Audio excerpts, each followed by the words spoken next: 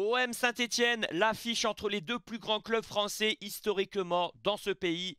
Demain après-midi au stade Vélodrome, on espère enchaîner par une troisième victoire de suite et conforter notre avance de 6 points sous la troisième place. L'avant-match dans cette vidéo, ma compo, mon analyse sur la conférence de presse, les données par rapport à l'adversaire.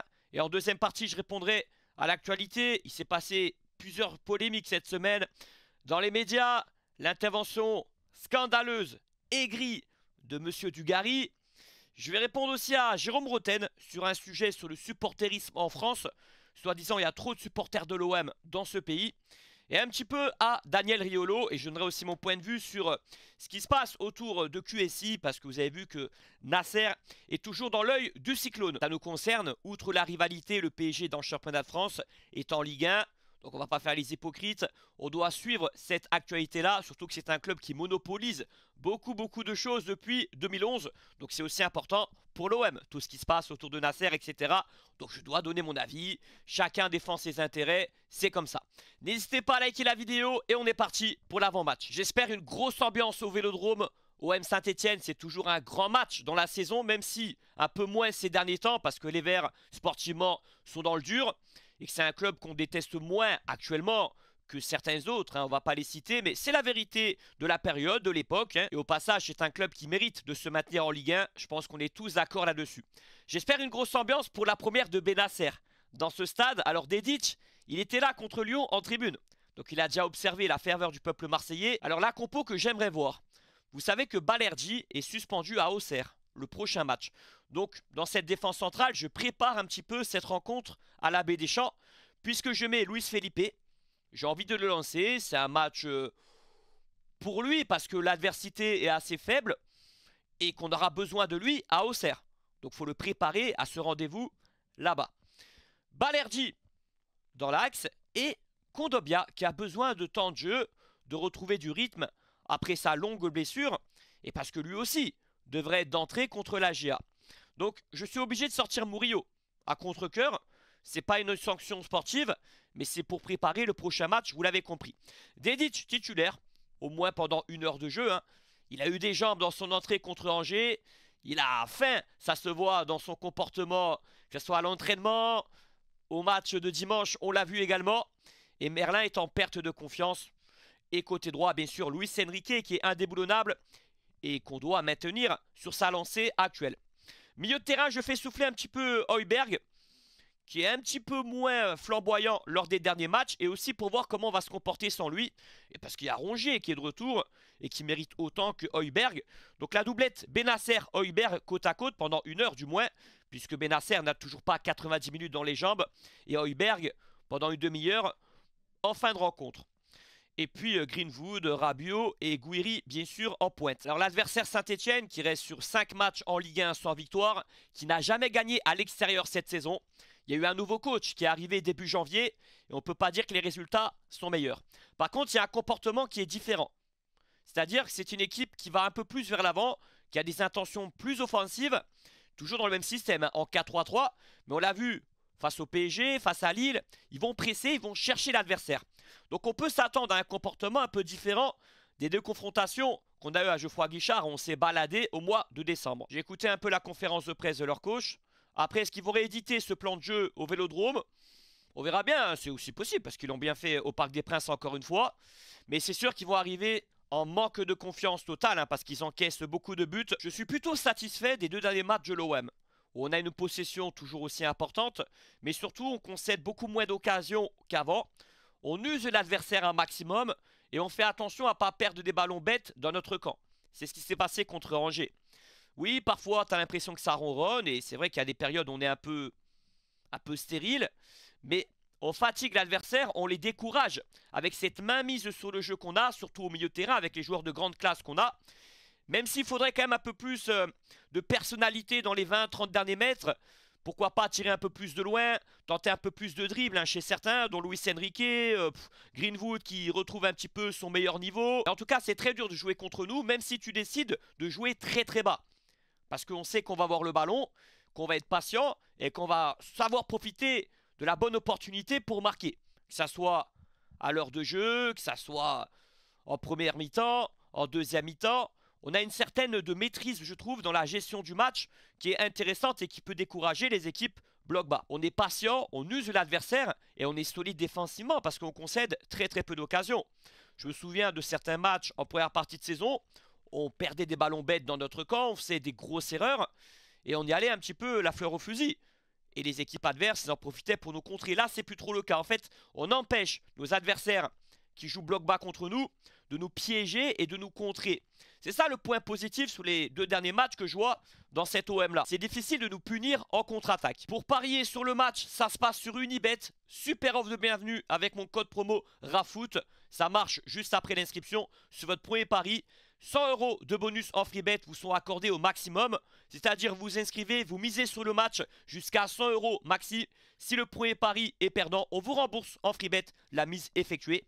Donc là, vous avez les cotes disponibles avec les scores exacts, les buteurs en question. C'est vrai que celle de Gouiri est intéressante, hein, j'ai regardé un petit peu. Gouiri passeur ou buteur, je trouve ça pas mal.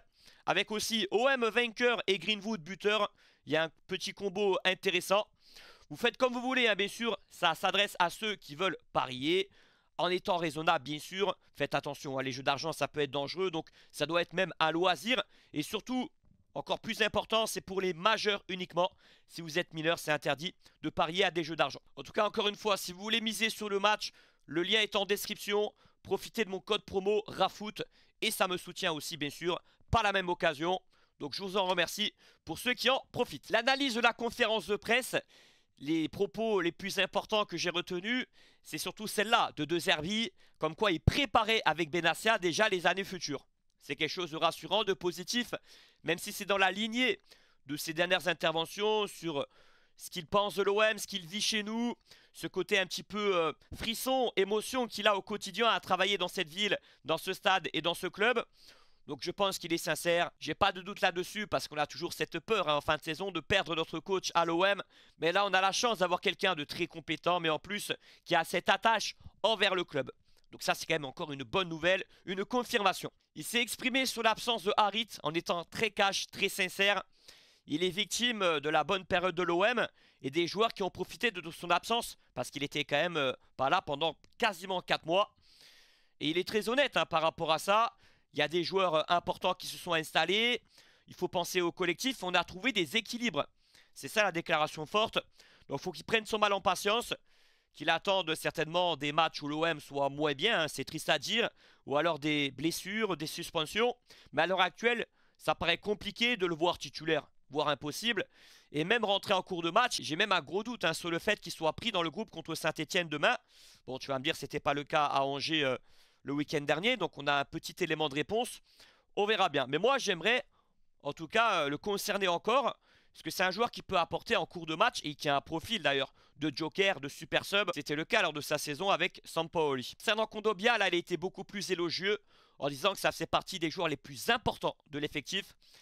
Même quand il était pas bon en début de saison, il le mettait titulaire en défense centrale. Après, il précise quand même qu'il n'est pas encore à 100%. Donc, est-ce qu'il va le mettre titulaire demain en défense centrale? Je ne sais pas, mais il faudra que ce soit Luis Felipe ou Kondogbia qui joue d'entrée. Donc, on verra bien, mais on s'imagine en deuxième partie de saison, quand il y aura Felipe disponible, une grosse concurrence entre Murillo, Kondogbia et Felipe pour être titulaire aux côtés de Balerdi. Il y en a un qui va sauter forcément. En tout cas, je suis quand même content de son retour, parce que c'est un joueur un petit peu, on a sous-estimé son apport au mois d'octobre, au mois de novembre, où il avait fait ses matchs dans l'ensemble.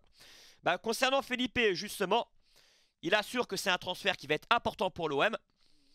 Et que c'est un joueur qui va compter quand il sera prêt, quand il sera disponible. Alors, il dit ça peut être demain ou contre Auxerre. Ça confirme que sa première ne va pas se faire attendre. Il sera là dans ce mois de février, Felipe. On va voir ce que ça va donner.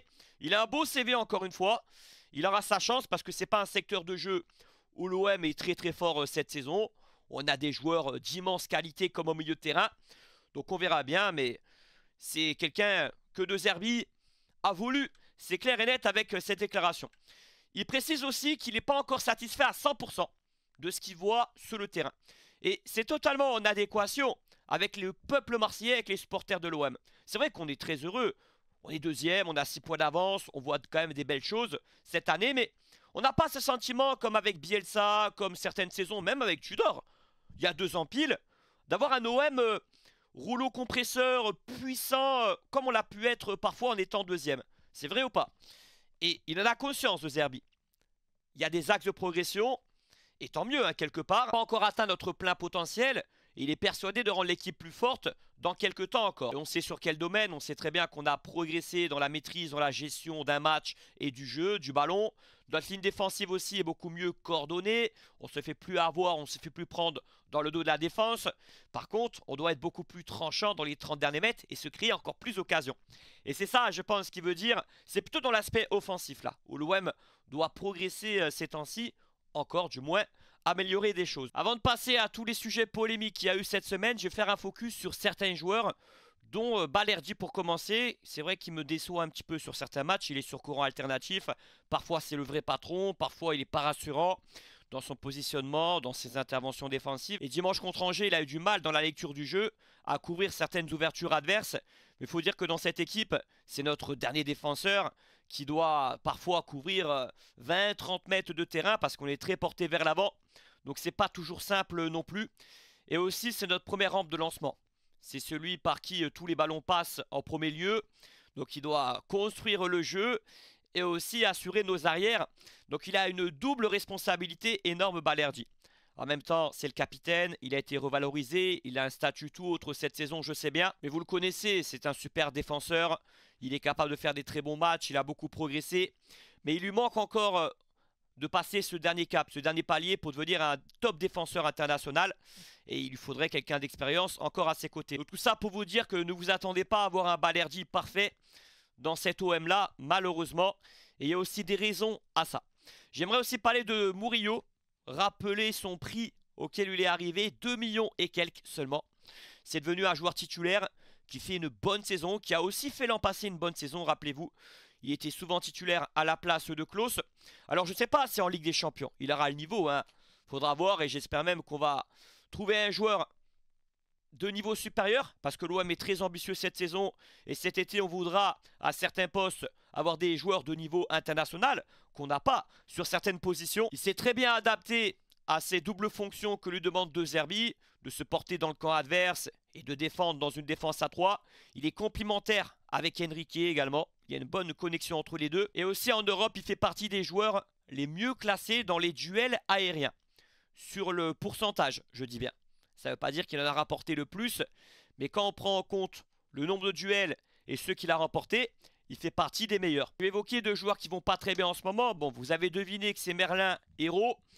Ils sont victimes du changement de système qu'il y a eu début novembre, parce que rappelez-vous de leur mois d'août de folie qu'ils ont fait. Merlin était exceptionnel dans cette double fonction de milieu central et de latéral gauche.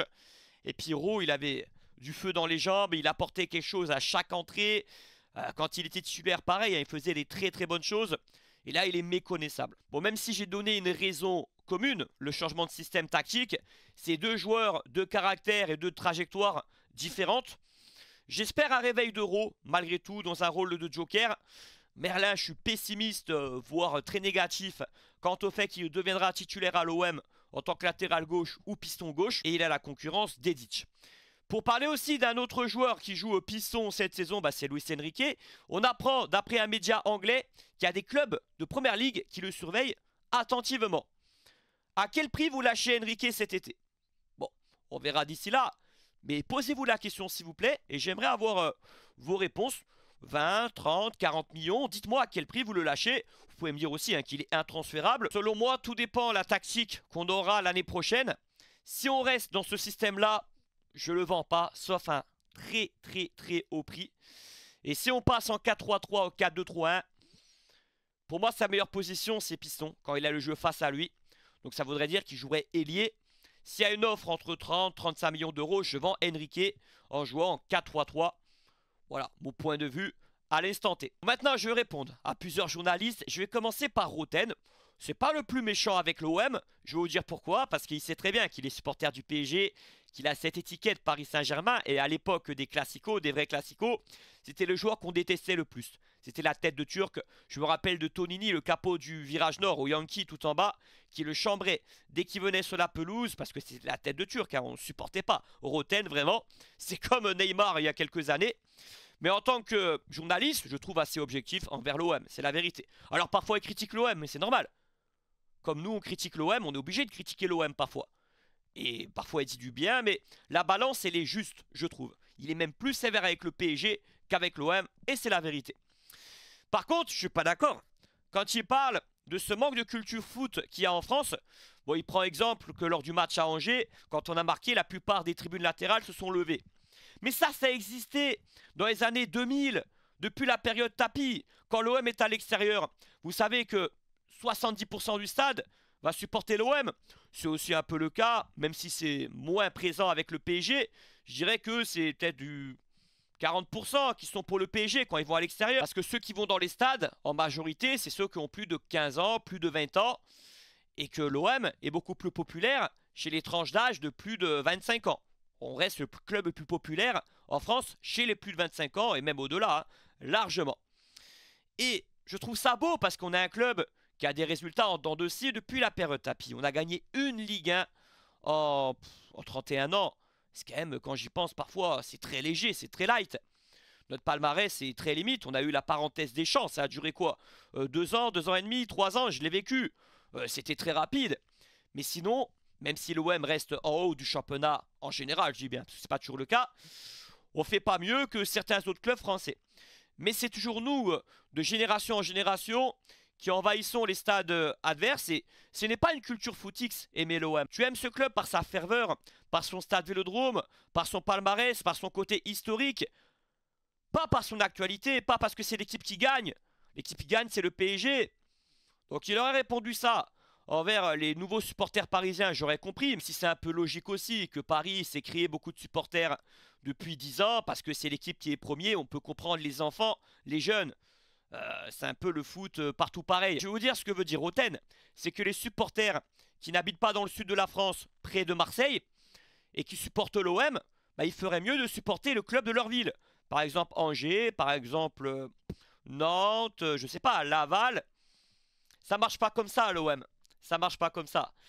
Dès que tu viens pour la première fois au Vélodrome, dès que tu as le coup de cœur pour ce club, et encore une fois, c'est pas par rapport aux résultats. Depuis 30 ans, on n'est plus en tête du championnat. Mais c'est particulier, c'est spécial. Donc oui, après, supporter le club de sa ville, ça se respecte. C'est beau, les supporters de Guingamp, par exemple, de la JOCR, faut les respecter. Mais n'allez pas dire n'importe quoi et catégoriser les supporters de l'OM de loin en disant que c'est des footix quasiment, parce que ils ont une passion pour l'OM égale à ceux de Marseille, même s'ils la vivent pas pareil. Parce qu'à Marseille, tu es sur place, tu vis au quotidien, mais ceux qui sont de loin, ils sont tout autant passionnés et ils ont un ressenti pour le club très fort. L'OM, c'est aussi toute leur vie. Je suis bien placé pour en parler, je ne suis pas né à Marseille. Et j'ai eu ce truc-là, et autour de moi, il y en a plein qui ont eu ce truc-là, même à Paris. L'OM a toujours été et est encore très populaire en Ile-de-France. Et je vous assure que dans les années 2000, à la période Boucher, la période Dreyfus, je voyais les mêmes choses quand l'OM marquait à l'extérieur. Je trouve pas qu'il y a une augmentation, une amélioration. Et si c'est le cas, bah tant mieux. Plus l'OM ne gagne pas de titres, plus la disette elle est longue, et plus on est encore plus nombreux à supporter l'OM, ça veut dire, c'est encore plus beau. Ça veut dire que purée, parce que c'est la période 93 qu'on retient chez nous avant tout, la période tapis. Plus la période tapis est loin, plus le club est encore plus supporté, ça veut dire.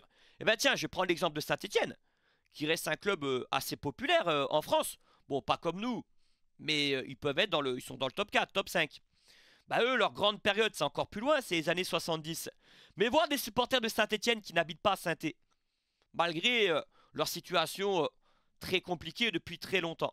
Supporter encore Saint-Etienne, ça soit, je sais pas moi, en Nord-Pas-de-Calais, en Bretagne, parce que ça existe, hein, des gens qui supportent Saint-Etienne là-bas. C'est beau, c'est pas une culture footix, c'est au contraire un amour pour son club fidèle. Bon là, je vais passer à autre chose, et à un autre cas de figure, Dugarry. Alors lui, c'est différent, hein, parce que autant Roten peut être objectif, lui, il est sacrément de mauvaise foi, très aigri envers l'OM cette saison, et même certaines années précédentes, hein. Des fois, c'est Dugarry, il est comme ça.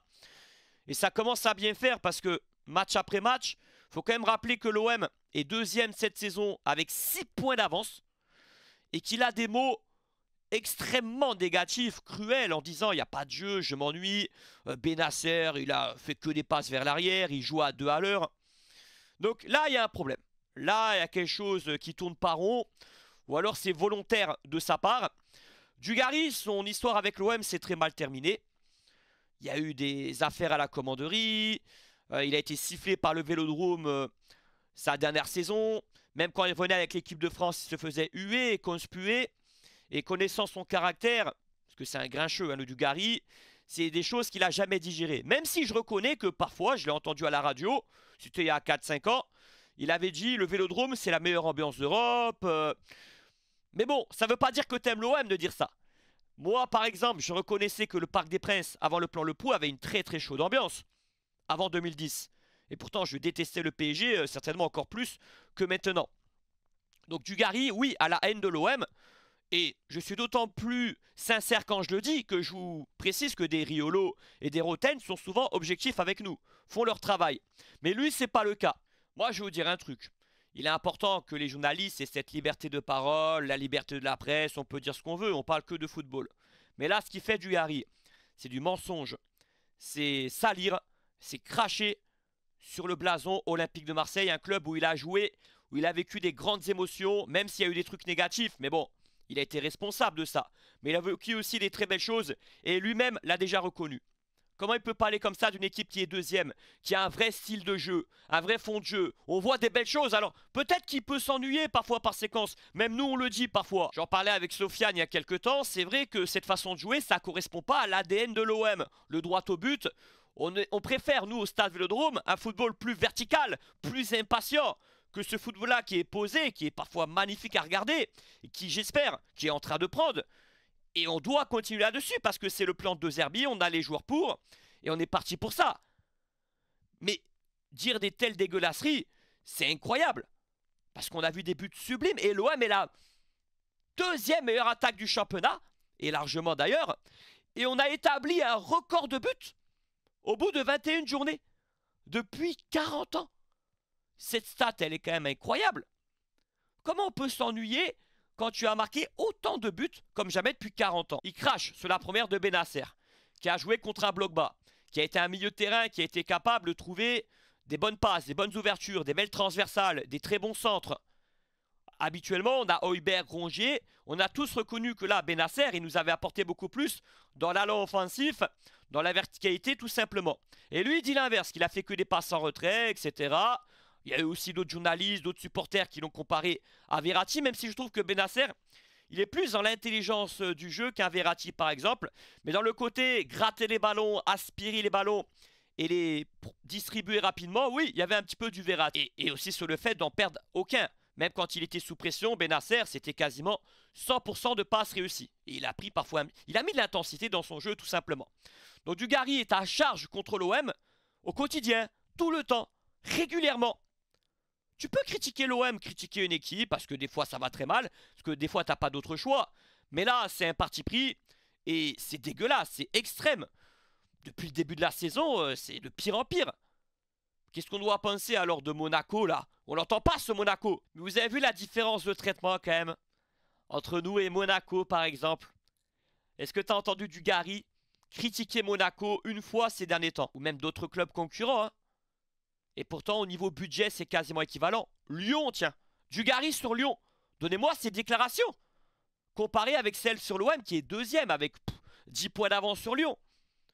Alors ça veut dire quoi? Alors on sait, on est le plus grand club français. C'est normal qu'on fait plus parler que les autres. Il faut être juste par rapport aux objectifs, à notre budget, à ce qu'on peut faire, à cette équipe qui est en reconstruction.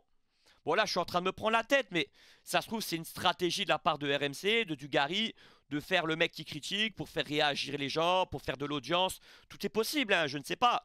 Tiens, un mec souvent dans les médias qui dit du bien, l'autre qui dit du négatif. J'en sais rien, mais c'est toujours le même là qui dit du négatif. En général, ils alternent, toi, ils font semblant d'alterner. Sur l'équipe du soir, par exemple, tu vois, ils alternent. Mais là, Dugarry, toujours. Alors, c'est aussi peut-être qu'il le pense vraiment, hein, j'en sais rien, parce que c'est un mec qui n'a pas la langue dans sa poche en général, qui dit ce qu'il pense, qui est cash. Mais là, c'est pas possible. Bon, maintenant, je vais parler de notre ami Nasser, hein, qui a encore été mis en examen. Ça doit être la 20e fois depuis quelques années. Ou peut-être 15, hein, j'exagère un peu. Et à la suite de cette mise en examen, il y a le Qatar qui a réagi, c'est réel. Hein. RMC l'a dit, avec un autre média, je ne sais plus, qui menacent de retirer leur investissement en France et qu'ils en ont expliquant pourquoi leur ras-de-bol et que ça commençait à bien faire. Bon, évidemment, ça ressemble à du chantage, à un coup de pression, parce qu'une mise en examen, ben, tu vas devant le juge et on voit ce qui se passe. Hein. Si tu as les mains propres, ben, tu vas être innocenté. Mais là, ce qui s'apparente à un coup de pression, on est dans un état de droit. La justice doit faire son travail librement, tranquillement, sans pression. Parce que le Qatar, c'est pas rien quand même en France. Hein.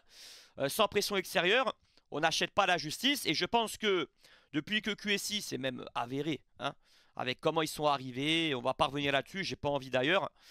Mais il y a eu des choses qui ont été un petit peu corrompues, forcément. Hein. Mais ça fait partie du monde tout en haut. Alors ça a été démenti plus tard dans la soirée en disant on est toujours là pour le PSG, mais ils ont quand même voulu, quelques heures avant, mettre un petit coup de pression. Ça, ils l'ont voulu, parce que c'est le même journaliste qui en parle.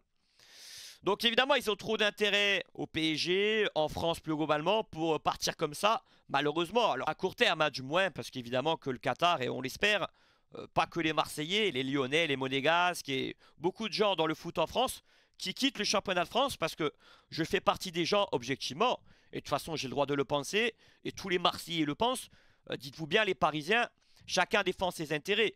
Et si tous les Marseillais le pensent, et même qu'une majorité des Lyonnais et d'autres clubs le pensent, c'est bien qu'il y a des raisons. Et qu'à notre place, les Parisiens penseraient la même chose que nous. Donc allez trouver la subjectivité dans tout ça. Quoi qu'il en soit, je vais développer mon argumentation sur le sujet. Est-ce que le Qatar a permis au championnat de France d'être meilleur qu'avant? La réponse est non. Alors c'est pas que de leur faute, en effet. Mais la plupart des supporters parisiens, qui sont souvent très jeunes, assurent que le championnat de France est plus relevé que maintenant, qu'il y a 15 ans, 20 ans, 25 ans, 30 ans. C'est totalement faux. D'ailleurs, ça se voit dans les résultats en Coupe d'Europe. À part le PSG, il y a eu quelques trucs en Coupe d'Europe, dont on fait partie, hein, 2018, 2012, 2024. Mais dans les années 2000, on peut parler de Monaco, de Bordeaux, de l'OM. Je ne parle pas des années 90, où là, c'était l'âge d'or du foot français. Comme par hasard, la période tapis. Nous, on était champions de France avec de la concurrence, avec un gros Paris, un gros Bordeaux, un gros Monaco, un gros Auxerre et d'autres. Le PSG a valorisé la Ligue 1 grâce à ses superstars, hein, on ne va pas les citer, mais la Ligue 1 était valorisée que sur le Paris Saint-Germain, uniquement sur le PSG. Ce qui est le plus important pour un téléspectateur, et même pour beaucoup de supporters, c'est le suspense d'une compétition, c'est l'équité d'un championnat de France. Et évidemment que des clubs comme Lyon, comme l'OM et tous les autres ne peuvent pas rivaliser sur toute une saison avec le PSG. Ou alors, c'est le PSG qui perd le titre. Si Paris n'est pas champion, c'est un exploit, c'est un miracle. Et c'est triste que le championnat soit conditionné comme ça. Qu'au mois d'août, tout l'été, quand tu es supporter, quand tu pars en vacances, quand tu ouvres le journal, que tu lis le mercato, je parle des clubs importants en France, hein, comme l'OM, Lyon, Monaco et plein d'autres, eh ben tu vises pas le titre de champion. Bon, les jeunes, ils sont habitués à ça. Mais moi, j'ai grandi différemment. Le titre était ouvert. Le débat, quand tu partais en vacances et que tu discutais avec tes copains et que tu discutais à l'apéro ou autre, alors qui va être champion cette année? Qui va jouer le titre? Ce débat n'existe plus depuis 10 ans. Ça, c'est moche, ça, c'est terrible. Et c'est une des raisons importantes du pourquoi le championnat de France a perdu en intérêt depuis une dizaine d'années. On est moins intéressé par notre championnat qu'avant. On est moins emballé, on est moins excité. Parce qu'on connaît le champion par avance. Avant le Qatar, et ça c'est des chiffres hein, sur lesquels je m'appuie, le coefficient français en Europe était plus élevé que maintenant. Les droits télé aussi étaient plus élevés. Le suspense, j'en ai déjà parlé. Et puis il y avait plus d'intérêt pour le championnat. Il n'y avait pas un désamour comme à l'heure d'aujourd'hui qui est bel et bien présent. Donc oui, le Qatar a sauvé le PSG, enfin a développé le PSG, ça c'est la vérité. Et parlons de la qualité des effectifs qu'il y avait dans les années 2000. Le Lyon des années 2000. La qualité de Bordeaux avec Gourcuff, Chamac, l'OM qui avait des belles équipes sous Deschamps, sous Guéret, sous Drogba et autres. Il y avait beaucoup de joueurs emblématiques dans les clubs moyens comme Lens, comme Nantes, je sais pas moi. Voilà, la Ligue 1 maintenant, ben, c'est le PSG qui monopolise tout hein, financièrement avant tout parce qu'une compétition sur une saison, ça dépend de l'aspect financier quand il y a autant d'écart. Après vous allez me dire ouais mais l'OM parfois ils sont pas sur le podium. Et encore c'est rare ces derniers temps. Oui mais comparez l'écart qu'il y a entre l'OM, Lille, je sais pas moi, Lyon, Monaco et nos concurrents. Et l'écart entre le PSG et les autres, financièrement, il y a un gouffre. c'est incomparable. Pour être champion de France, il faut que Paris perde le titre, vraiment, qu'ils acceptent de le perdre également. Parce que quand Lille est champion, là, ils ont accepté. En fin de saison, ils perdent contre Lille à 17 h un samedi au Parc des Princes. Volontairement, ils jouaient la demi-finale Ligue des Champions quelques jours après ou quelques jours avant. C'est même pas l'objectif. Mais ça aurait été l'OM qui jouait le titre. Là, la concentration était extrême. Donc déjà, c'est plus dur pour l'OM d'être champion que même pour des clubs comme Lille, comme Rennes, comme Montpellier et autres. Mais même, pour être champion, il faut faire un parcours quasi sans faute. Parce que ce qui m'énerve le plus chez les Parisiens, c'est quand ils disent « Vous avez qu'à battre Auxerre ». Mais vous rigolez ou quoi? Même le Real Madrid, ils gagnent pas tous leurs matchs. On n'est pas sur FIFA, là. Chaque champion, historiquement, perd 5-6 matchs dans la saison. Ça veut dire, vous confirmez la théorie que pour être champion de France, c'est un miracle maintenant. Je parle pas des clubs comme Nantes, comme Angers. Je parle des clubs pour Lyon, l'OM, etc. Qu'est-ce qu'il faut faire pour être champion? Gagner tous les matchs, sauf ceux contre Paris, admettons. Faire 2-3 faux pas.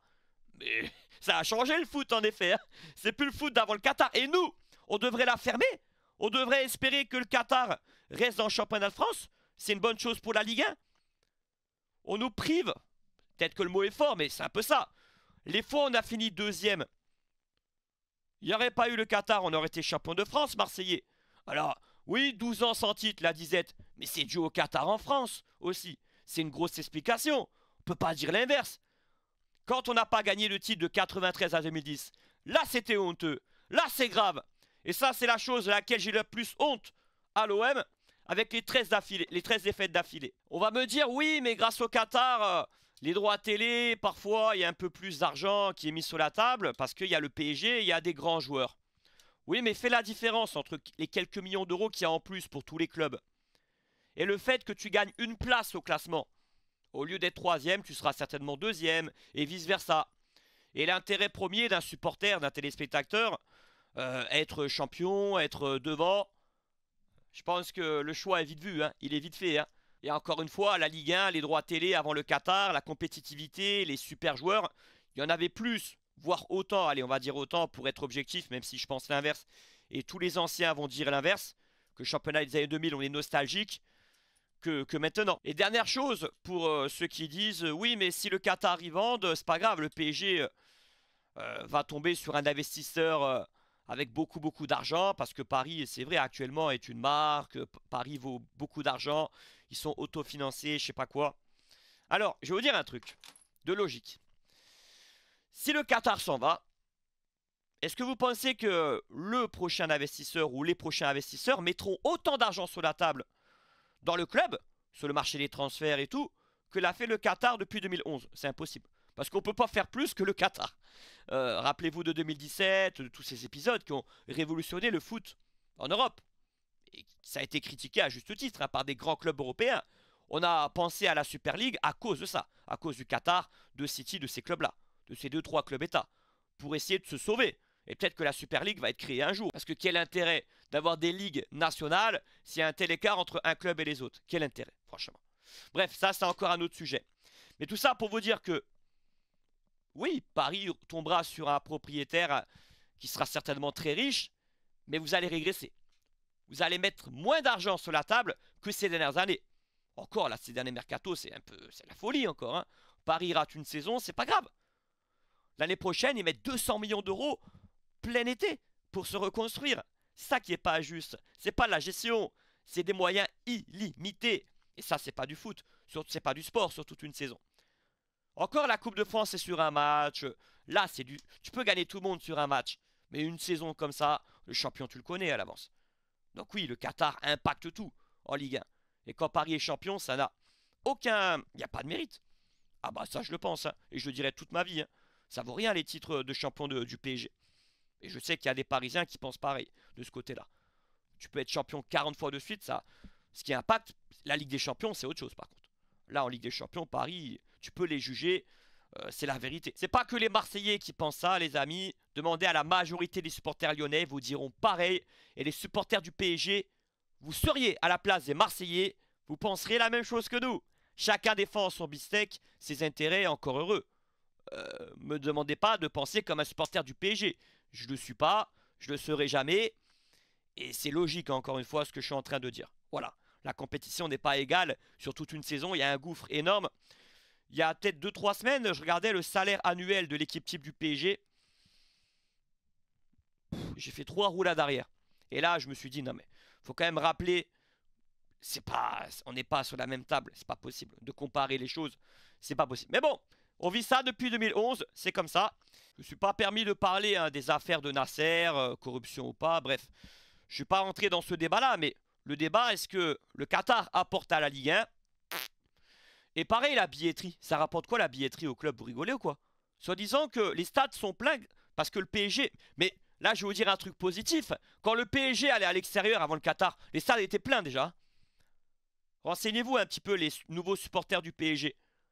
Allez voir 2009, 2008, 2007. Quand tu jouais le PSG, le stade était plein. Paris était un club médiatisé avant le Qatar. Ça, je le reconnais. Qu'est-ce que vous racontez, la billetterie, les revenus? Mais c'est même... C'est pas ça qui... dans un budget, les recettes liées à la billetterie, c'est mineur. C'est très léger. Ce qui compte beaucoup, bah oui, c'est les droits télé, c'est le sponsoring, c'est plein de choses. Mais pas la billetterie. Juste avant de finir la vidéo, je vais parler rapidement de Riolo, qui a reproché aux supporters de l'OM de s'enflammer sur Bennacer, sur Gouiri. Alors c'est vrai, les supporters de l'OM, on a tendance à s'enflammer, c'est vrai, c'est un fait, c'est une vérité. Mais bon, quand il s'est moqué qu'on dise que Bennacer ait fait un match taille patron, bah qu'est-ce que tu veux dire d'autre? C'est la vérité. Alors oui, c'est que Angers, mais c'est réel. Gouiri, il a fait des bons débuts dans ce style de numéro 9, où il doit faire participer les autres, où il a un rôle très hybride. C'est vraiment le style de 9 d'ailleurs que veut De Zerbi, je répète les gars, je sais que l'été prochain, on veut un gros avant-centre. Faudra pas se tromper, faudra pas que prendre un serial finisseur, mais un joueur dans le système de Zerbi qui va pouvoir s'adapter. Je vous mets à l'écran quelques déclarations de Kadir sur Amine Gouiri. J'ai trouvé ça très juste, parce que c'est vrai que tu es avant-centre à l'OM, tu as la pression pour mettre ton premier but. Et Gouiri, il est altruiste. Il s'est encore transformé en dernier passeur lors du deuxième but qu'il offre à Mopé. Donc ça, c'est beau. Et il décrit ses qualités qui correspondent au jeu de De Zerbi et à ce qu'on voit de lui. Et pour finir sur Riolo, je précise quand même que c'est un journaliste qui est assez juste avec l'OM. Il est plus sévère avec le PSG, avec les Lyonnais. Vous voyez, je peux être objectif. Il est même de notre côté parce qu'il a envie de faire tomber Nasser, le Qatar et tout ce qui va avec. Donc Riolo, par rapport à l'OM, oui, parfois il critique, mais il dit plus de bonnes choses qu'il critique. Sauf que nous, surtout les supporters de l'OM, on est un peu parano parfois. On retient plus quand il critique que quand il dit du bien. Parce qu'on se sent un peu persécuté. Mais les gars, même nous, on critique l'OM, même nous. Sauf qu'on le fait quand on perd, nous. Quand on gagne, on critique rarement. Mais bon, ça c'est comme ça, c'est un autre sujet. Mais que ce soit Roten et Riolo, là j'aurais répondu parce que j'étais pas d'accord. Mais ils s'expriment normalement, ils ont des arguments. Ils disent plus souvent du bien que l'inverse, contrairement à un Dugarry qui est à charge contre nous, qui est de mauvaise foi. J'ai déjà précisé tout à l'heure. Je vais m'arrêter là les amis. Rendez-vous demain pour OM Saint-Etienne. Je compte sur vous pour être là pour l'avant-match, pour passer si vous voulez m'écouter pendant le match également. On va mettre le feu, c'est au Vélodrome, ça reste une grosse affiche. Et on espère la victoire et la manière, parce que Saint-Etienne va très mal, parce qu'on est sur une bonne dynamique, et qu'on a une belle équipe, et qu'on progresse quand même petit à petit. N'oubliez pas la team parieur, si vous voulez parier sur le match en étant raisonnable, et les majeurs uniquement je précise, allez sur Unibet pour profiter de mon offre de bienvenue. Les 100 € de bonus en free bet qui vous sont accordés sur votre premier pari, s'il est perdant, je précise. Le lien est en description et en commentaire épinglé. Vous misez sur un match, si le pari est perdant, on vous rembourse en free bet la mise effectuée jusqu'à 100 € maximum. Et je répète, c'est juste après l'inscription sur le premier pari. Il faut rentrer le code promo RAFOOT, bien sûr. Voilà, je vous laisse la team et j'aimerais quand même finir la vidéo avec une pensée pour Avi Assouli, pour ses proches, pour sa famille. Et parce que ça a été un commentateur de grande qualité de l'Olympique de Marseille que j'ai écouté étant petit, étant adolescent, comme tous les jeunes de mon âge. Voilà, pensez pour lui. Il avait une passion folle qui se dégageait pour l'OM, une passion naturelle. Il connaissait ce club par cœur. Il en a vécu des décennies autour du club, dans l'actualité de l'OM. Et surtout, ce timbre de voix, il avait spécial qui faisait la différence quand il commentait les matchs, je trouve. C'était assez marquant. Allez l'OM, force à l'Olympique pour la passe de 3 demain. La victoire, la manière et les 3 points pour continuer cette belle dynamique et consolider notre deuxième place. Forza et à demain.